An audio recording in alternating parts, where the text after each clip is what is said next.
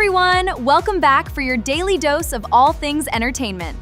Hello everyone! Welcome to Trending News Pasabog. Pasabog kung pasabog ang palaban na si Minchi. Dahil muntikan niya na ngang mahuli ang itinatagong lihim nga nitong si Dara. Kausap kasi ni Dara sa telepono ang kanyang kalaguyo na walang iba kundi si Freddy, ang asawa ni Coach Bana. Ang sama-sama nga nitong si Dara dahil ang lakas ng loob niyang pagsabihan ng masasakit na salita itong si Minchi.